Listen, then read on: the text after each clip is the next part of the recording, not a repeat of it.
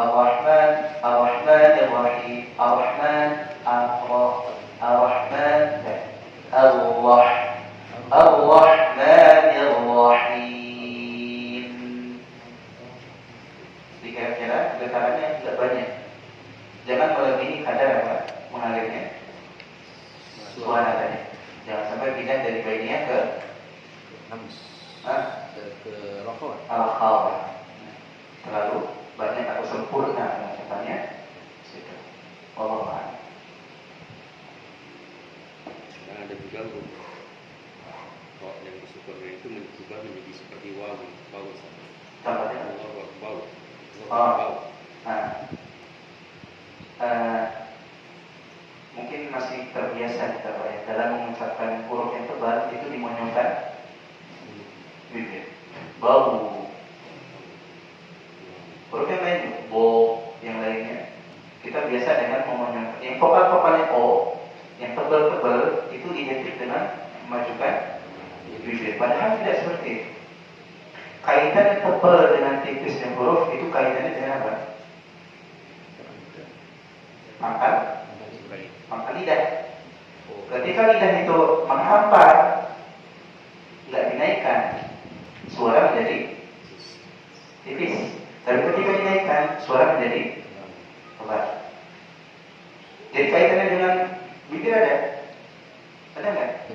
Tidak ada. Nggak boleh sampai ngomong. Nah, mungkin sabar untuk apa menebalkan huruf ro tadi Pak. Dia apa? Biasa Allahu Akbar. Allahu Akbar. Gak baru. Bukan karena ujungnya berbaris doma Ustaz ya, akbar. Bukan. Akan jelas di situ kalau seandainya di bau. Enggak bau.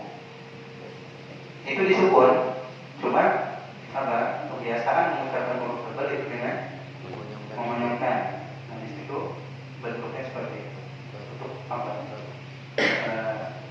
Berlebihan di dalam apa namanya? Menebalkan.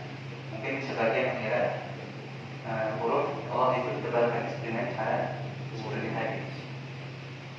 Tapi apa? Tidak.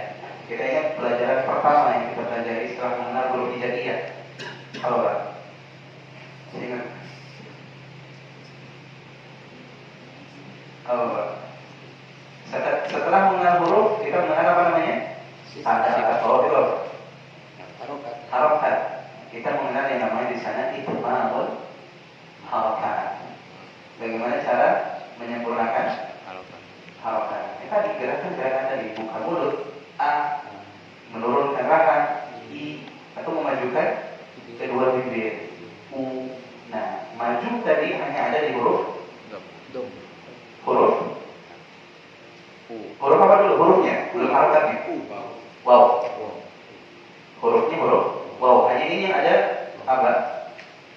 Perbuatan atau apa? Usaha kita untuk memajukan bibir, wa, wi, u, semuanya maju. Adapun harokat, umumnya huruf hijaiyah itu tidak dimajukan bibirnya kecuali dengan diiringi harokat dhammah.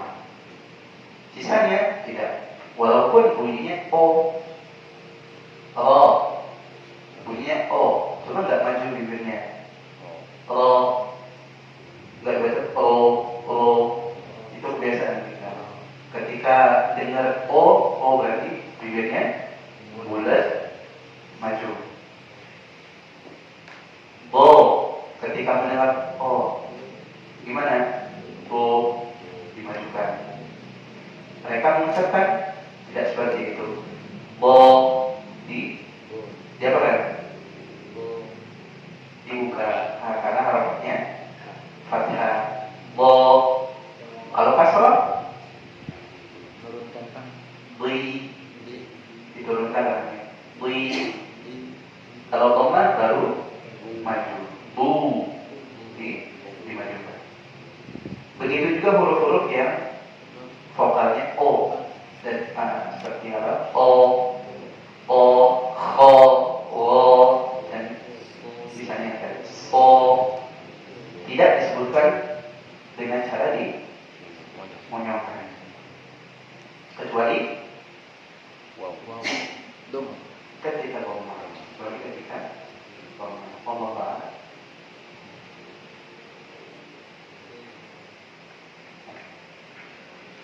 Lagi kita lanjut. Sifat yang keenam dari sifat yang tidak memiliki lawan ada sifat tafashi. Tafashi. Apa itu tafashi? Ini sifat yang khusus juga yang ada pada huruf shin. Huruf shin. Shin yang apa? Ada titiknya 3. Tafashi secara bahasa adalah al-intishar, menyebar. Al-intishar, at-tafashi kalau di sinonimkan dengan bahasa Arab itu artinya al-intishar, menyebar. Itu secara bahasa Arab. Adapun menurut istilah ulama ahli qiraah, mereka mengatakan tersebarnya suara shin. Ingat, tersebarnya suara dari makhrajnya. Di mana makhraj shin? Tengah lidah. Bertemu dengan langit-langit. Sehingga suara tadi kemana? Menabrak dinding dalam gigi-gigi atas dan bawah. Jadi ketika mengucapkan huruf shin, kondisi mulut itu tidak dalam keadaan terbuka, masih apa? Bukan rapat juga ya, Pak ya. Ada celah untuk keluarnya suara. Cuma jangan dirapatkan juga. Ada celah. Bukan juga dalam kondisi apa? Terbuka, terlalu lebar. Nah nanti cara pengucapannya, ketika lidah tadi bagian tengah lidah mendekat atau menempel dengan langit-langit. Nah, di sana ada upaya untuk menyebarkan apa? Suara. Sehingga suara tadi menyebar ke penjuru langit, kemudian menabrak dinding gigi bagian depan, yang bawah dan yang atas. Jadi suara yang nabrak tadi itu yang bikin suaranya apa? Rame gitu.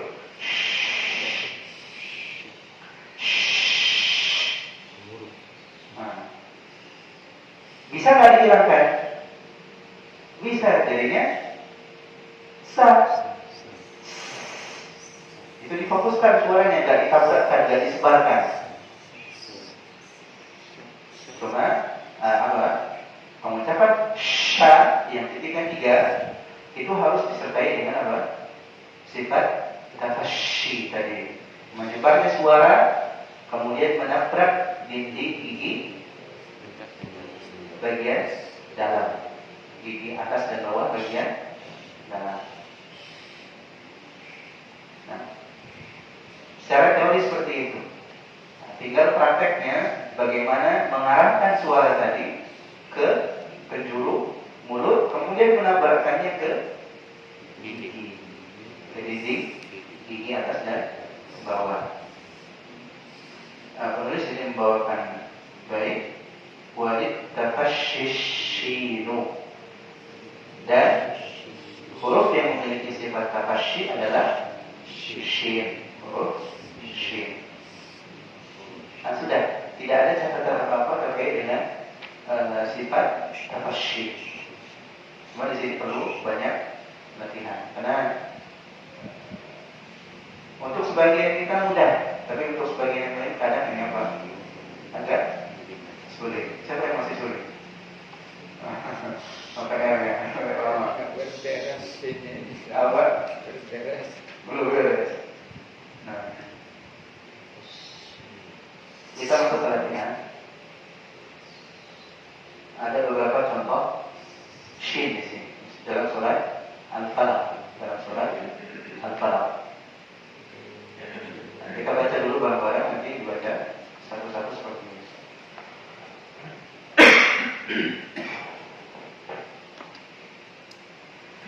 أعوذ بالله من الشيطان الرجيم. أعوذ بالله من الشيطان الرجيم. بسم الله الرحمن الرحيم. بسم الله الرحمن الرحيم. قل أعوذ برب الفلق. قل أعوذ برب الفلق. قل أعوذ برب الفلق. قل أعوذ برب الفلق. من شر ما خلق. من شر ما خلق. Nah, ingat ya, suaranya disebar. Syarri. Nah, ini latihan huruf roh juga yang sebelumnya. Roh, ar-roh, al-li. Nah, rohnya tebal atau tipis? Tipis, kenapa? Nah, roh yang bertasydid, lihat huruf roh yang hidupnya. Kalau kasroh, tipiskan dua-duanya. Min syarri ma khalaq. من شر ما خلق. ومن شر غاسق إذا وقب. ومن شر غاسق إذا وقب. Lagi. ومن شر غاسق إذا وقب.